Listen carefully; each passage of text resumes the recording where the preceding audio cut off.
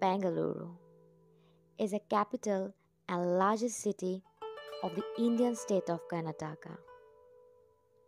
It's also popular for its high-tech technology, luxurious malls, and beautiful temples. Bangalore is also known for its pleasant climate throughout the year. Once you visit it, you'll totally feel melodious actually. You'll also find the palace to be the witness of royal lifestyles. So hold your heart to see some beauties of South India this time. And warmly welcome to Bengaluru.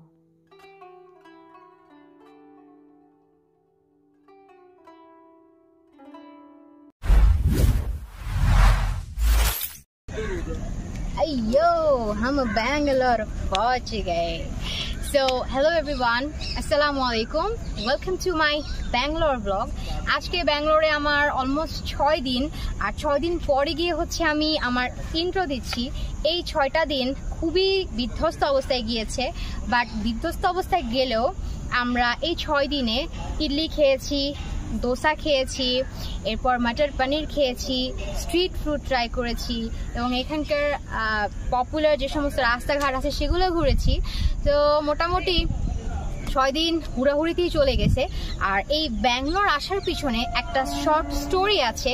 So আমি এখানে আপনাদের জন্য wait করি ব্যাঙ্গালোরে। আপনারা একটু পিছনে গিয়ে আমার স্টোরিটা শুনেন, দেন ঢাকা থেকে ফ্লাই করে আমার সাথে ব্যাঙ্গালোর আসেন, তারপরে আমরা ব্লগটাকে সামনের দিকে এগিয়ে নেব। সো লেটস গো। আর এই ব্যাঙ্গালোর ট্রিপের শর্ট স্টোরি হচ্ছে, সবার ট্যুর কিন্তু ঘোরার উদ্দেশ্যে হয় না, এক একজনের এক এক পারপাস হয়। আর আমি হচ্ছে হাইপসের পিছনে একটু দৌড়াই কম। তো আমি যে বাংলাদেশ ত্যাগ করছি, এটার পিছনে মেইন উদ্দেশ্য হচ্ছে ব্যাঙ্গালোরে যাচ্ছি মেইনলি আমার কিছু ট্রিটমেন্টের জন্য, যেটা অনেক বেশি দরকার।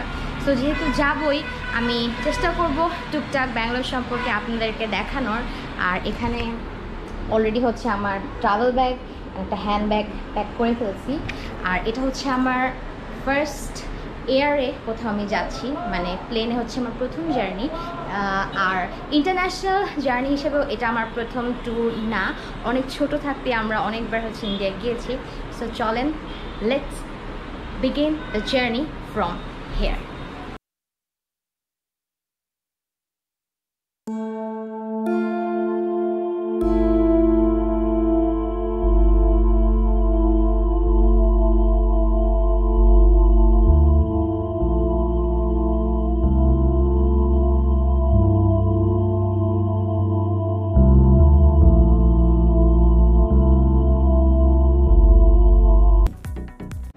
শর্ট স্টোরির এন্ড হচ্ছে এইখানে। রাত বাজে অলমোস্ট 11টা, ঢাকার হিসাবে 11:30 or 11টা এরকমই সামথিং বাজে। Finally we have reached Bangalore airport. তো শর্ট স্টোরির এন্ডিং এখানে হচ্ছে, এখন শুরু হবে মেইন স্টোরি। আর আমরা রাতে এসে হচ্ছে এই হোটেলটাতে চেক ইন করি। এখানে অনেক অনেক অনেক অয়ো আছে। আর এটা চেক ইন দেওয়ার পর ভিতরে এই রুমটা দেখতে পাচ্ছেন, এই রুমটার হচ্ছে ইন্টেরিয়ার্স অনেক ভালো, মোটামুটি ইটস গুড। সো আশেপাশে আমি আশপাশটা একটু দেখিয়ে দিচ্ছি রুমের। এটা ছিল শর্ট স্টোরি ব্যাঙ্গালোর আসার। সো এখন 6 দিন, এখন আমরা ঠিক 3 দিন পিছনে চলে যাব। তৃতীয় দিন অল্প কিছু জায়গা ঘুরেছি। সো চলেন থার্ড দিন থেকে আমাদের ব্লগটা শুরু করি, একটু টুকটাক ঘোরাঘুরি শুরু করি, তারপরে আমরা এখানে ফিরে আসছি। তো ব্যাঙ্গালোর আসার পর থেকে আজকে হচ্ছে ব্যাঙ্গালোরের থার্ড ডে, বাট ব্লগ শুরু হচ্ছে এইখান থেকে, মানে ঘোরাঘুরি শুরু হচ্ছে এইখান থেকে। এখন আমি দাঁড়িয়ে আছি একটা মেইন রোডে। এই জায়গাটা অনেক সুন্দর, তাই ভাবলাম ভিডিওটা এখান থেকে শুরু করি। তো ডক্টর অ্যান্ড হসপিটালের দৌড়াদৌড়িতে ঘোরাঘুরি একদমই হচ্ছে না, মাঝে মাঝে অল্প কিছু সময়। আর ব্যাঙ্গালোর নিয়ে অত সিরিয়াসলি আমি ব্লগ করছিও না, শুধু যেখানে যেখানে যাবো টুকটাক ব্লগ হচ্ছে করবো, যেন আপনাদের সাথে আমি শেয়ার করতে পারি যে আমি ব্যাঙ্গালোরে অ্যাকচুয়ালি কী করেছি অ্যান্ড আদার্স অ্যাক্টিভিটিস। আর যদি আরেকটু ডিটেলে বলি, এখন হচ্ছে যাবো শিবা মন্দির, আমার হসপিটাল থেকে একদমই কাছে। সো সেটার জন্য হচ্ছে আমরা অটোতে যাব। সো চলেন অটোতে উঠে আজকের এই ব্লগের সফরটা শুরু করি। আর এই ব্যাঙ্গালোর সিটিটা যেহেতু অনেক বেশি একটা ডেভেলপ সিটি, এখানে কিন্তু সব কিছুই অনলাইনে হয়। আর এই ব্যাঙ্গালোরে এক জায়গা থেকে অন্য জায়গায় মুভ করার সব থেকে ইজিয়েস্ট ভেহিকেল হচ্ছে অটো। বাট এখানকার যে সমস্ত লোকাল অটো আছে তারা যদি বুঝতে পারে যে আপনি এখানকার লোকাল না, তাহলে কিন্তু দামটা একটু বেশি চায়। সো বেস্ট অপশন হচ্ছে আপনি র্যাপিডো একটা অ্যাপ নামাবেন এবং সেই অ্যাপ থেকে হচ্ছে অটো কল করবেন। খুবই রিজনেবল রুপিতে এক জায়গা থেকে অন্য জায়গা মুভ করা যায়, আর আমিও আসার পর থেকে সেটাই করতেছি। তো এইখান থেকে হচ্ছে শিব মন্দিরের মেইন এন্ট্রি। এইটা মেইনলি বেসমেন্ট দিয়ে আসতে হয়, একটা গ্যারেজের সাইড দিয়ে ঢুকছে। দেন এই পাশটা হচ্ছে বেসমেন্টের সাইড। এখান দিয়ে এসে আমরা সিঁড়ি দিয়ে উঠে এখন উপরে গণেশের মূর্তি আছে, এটা ক্রস করে ওই পাশে শিবের মূর্তি আছে, অনেক বড় বড় মূর্তি আছে, অনেক সুন্দর করা। আসলে মেইনলি এই মন্দিরটাতে আসার একটাই রিজন, সেটা হচ্ছে ক্রিয়েশনস দেখা, কারণ এখানকার ব্যাঙ্গালোরের সমস্ত মন্দির অনেক বেশি সুন্দর, আর এটা ওয়ান অফ দি বিগেস্ট মন্দির। তো চলেন আমরা ভিতরে যাই অ্যান্ড দেখি ভিতরে আরও কী কী আছে দেখার মতো। জানি না ক্যামেরায় কতটুকু ভিজিবল হচ্ছে, এটা হচ্ছে হরিদ্বার, এটা হচ্ছে একটা দুয়ার মিন্স দরজা। আমরা এই যে এখন ভিতর দিয়ে হাঁটতেছি, ভিতরে এই দুই পাশে সম্পূর্ণ হচ্ছে পাথরের কাজ করা এবং এত বেশি ঠান্ডা। অ্যান্ড আমার সূক্ষ্ম জ্ঞান থেকে আমার যেটা মনে হচ্ছে, এখানে হচ্ছে বদ্রীনাথ, কেদারনাথ, হরিদ্বার, এগুলো সম্ভবত শিব যিনি ছিলেন ওনার হচ্ছে বিভিন্ন জায়গা যেখানে উনি গমন করতেন কিংবা থাকতেন। যেমন আমরা সবাই জানি শিব থাকতেন হচ্ছে হিমালয়, তো সামনের দিকে হয়তো এগুলোই কিছু হবে। এখানে হচ্ছে এখান থেকে বদ্রীনাথ শুরু। তো চলেন আমরা একটু বদ্রীনাথে ঢুকি। এই যে বদ্রীনাথ, এটাকে বানানো হয়েছে, এইটার ভিতরের ভিউ হচ্ছে এরকম। ওকে, দিস ইজ দ্য কেদারনাথ, যেখানে লেখা আছে এটা কেদারনাথ। এখান থেকে সামনের দিকে যাচ্ছি, এটা হচ্ছে অমরনাথ। আই ডোন্ট নো এগুলোর স্পেসিফিকেশন কি, বাট এগুলো অনেক সুন্দর করে আসলে তৈরি করা হয়েছে। যেহেতু হিমালয়ের উপর বেস করে এই সম্পূর্ণ মন্দিরটা তৈরি করা হয়েছে, আশেপাশে আমি জানি না, একদম গুহার মতো এবং ঠান্ডা একটা ভাইব আছে। মানে আপনি এখানে ঢোকার সাথে সাথে মন্দিরের মধ্যে মনে হবে যে আপনি একটা গুহাতে ঢুকে গেছেন এবং হিমালয়তে চলে আসছেন। যেরকম আমরা ইগলো ওয়ার্ডে ঢুকলে একটা ঠান্ডা ভাইব ফিল হয়। তো এইভাবে হাঁটতে হাঁটতে আমরা ভিতরের দিকে যাচ্ছি, যতই যাচ্ছি আরো সুন্দর থেকে সুন্দর জিনিস দেখতে পাচ্ছি। তো ছোটবেলা থেকে আমরা অনেক ধরনের কার্টুন দেখে বড় হয়েছি, আর যখনই শিবের কোনো কার্টুন আসছে সব থেকে কমন ছিল দুইটা শব্দ, নারায়ণ নারায়ণ। আর এই হচ্ছে সেই নারায়ণ ওনার মূর্তি। আর এই পাশটাতে এইখানে হচ্ছে রামেশ্বর তামিলনাড়ু লেখা আছে। তো এই রামেশ্বর, আমি যদি ভুল না করে থাকি, আমরা কিন্তু একটা মুভি দেখেছি শাহরুখ খানের, দ্যাট ইজ চেন্নাই এক্সপ্রেস। ওখানে কিন্তু মেবি কিছু শুটিং এখান থেকে করা হয়েছে। সো এই মন্দিরের সব থেকে বড় মূর্তি, শিবের মূর্তি এখানেই আছে, যেটা আমি আপনাদেরকে এই মাত্র ভিডিওতে দেখালাম। বাকি কথা সাইডে গিয়ে বলতেছি, কারণ এখানে কপিরাইট ক্লেমের সম্ভাবনা আছে। তো এটাই ছিল ভিতরে মন্দিরের ভিউ। দেখে টেকে বের হয়ে গেছি। নাও এখানে বাইরে হচ্ছে একদম শপ, যে সবগুলো আসার পর থেকে হচ্ছে খোঁজা হচ্ছিল। এখানে বিভিন্ন পিতল, তামা, এক্সট্রা এগুলো জিনিস পাওয়া যায়। So let's go check it out.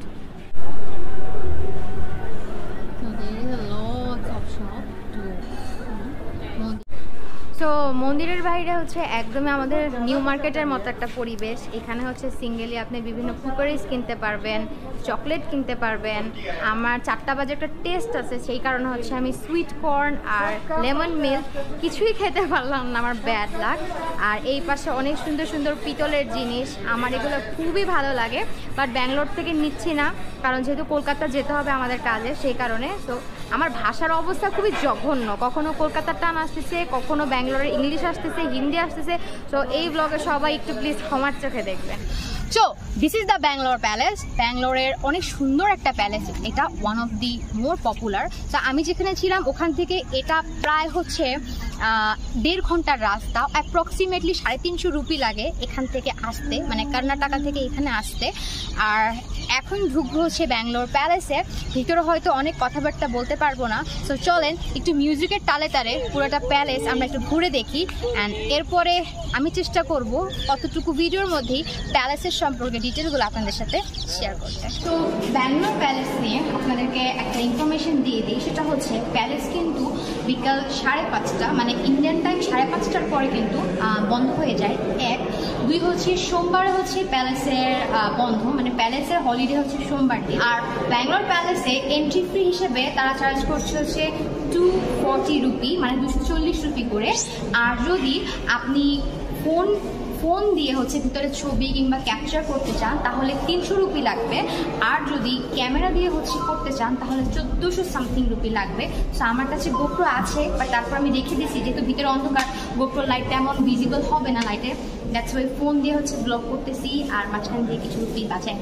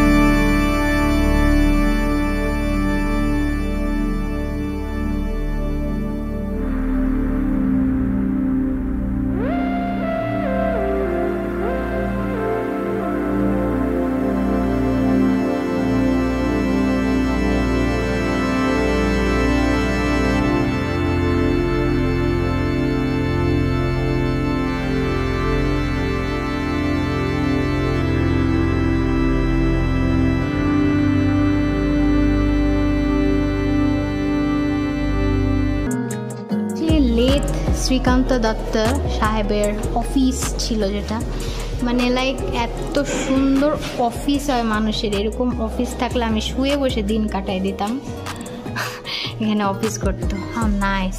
So here is the crockeries collection. ওনারা মেবি এগুলা ইউজ করতেন অ্যান্ড খাওয়া দাওয়া করতেন। নাইস।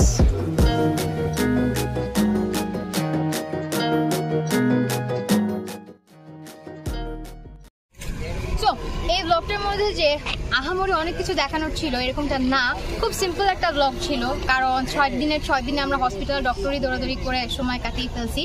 এই তো ব্যাঙ্গালোর আসলে টুকটাক আশেপাশে ঘুরবেন, ব্যাঙ্গালোরে এরকম ট্রাভেল প্লেস খুবই কম। আর আমি সময়ের অভাবের কারণে বোটানিক্যাল, লালবাগ যে বোটানিক্যাল সেটা তো যেতে পারি নাই। সো আপনারা সবাই ভালো থাকবেন, সুস্থ থাকবেন। এখন অলমোস্ট সন্ধ্যা হয়ে গিয়েছে, এখান থেকে চলে যাব। আর আগামীকাল ইনশাআল্লাহ আল্লাহ যদি সব কিছু ঠিকঠাক রাখেন আমরা এখান থেকে মুভ করে কলকাতা চলে যাব।